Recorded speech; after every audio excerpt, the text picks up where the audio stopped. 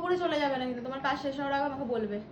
কেন বলবে বললাম তো, তুমি আমার থেকে ছোট কিন্তু। হ্যাঁ, আমার আজকের ব্রাইড হঠাৎ এমন বিহেভিয়ার করবে আমি আশাই করিনি। হঠাৎ বলল যে তুমি কাজ শেষ করে না বলে চলে যাবে না। আমি তখন ভাবছিলাম যে কাজ শেষ করে না বলে চলে যাওয়ারই বা কী আছে। তোমরা খাওয়া দাওয়া করেছো? হ্যাঁ, আমি খেয়ে দিয়েছি। ঠিক তো? ও খেয়েছে? হ্যাঁ। পুরোপুরি চলে যাবে না, কিন্তু তোমার কাজ শেষ হওয়ার আগে আমাকে বলবে।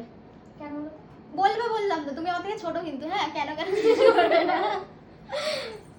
না, আমার ব্রাইড কিন্তু রাফ বিহেভিয়ার করার মতন মানুষ নয়। সে ছিল মনের দিক থেকে খুবই শান্ত এবং খুবই ব্যবহারটা মিষ্টি ছিল তার। সে আমাকে বলেছিল একটা বড় দিদি হিসাবে যাতে আমি তার বাড়ি থেকে কিছু খেয়ে দিয়ে যাই। তাছাড়া দেখতে গেলে দিদি কিন্তু দিদির বাড়ির দিক থেকে আতিথেয়তা পালন করছিল।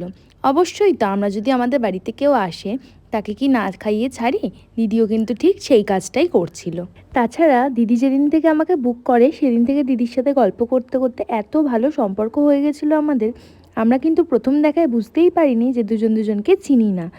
আমাদের মধ্যে খুব ভালো বন্ডিং হয়ে গেছিলো কাজের ক্ষেত্রেই। অনেক ধরনের গল্প করতে করতে আজকে আমরা কাজটা করেছি। তাছাড়া এটি ছিল আমার বৈশাখের একদম প্রথম কাজ।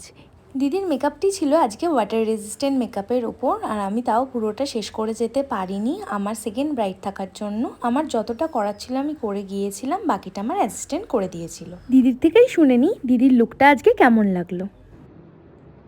বলো, স্যাটিসফাইড? ভীষণভাবে যেরকম চেয়েছিলাম সেরকমই পেয়েছি, খুব ভালো লাগছে।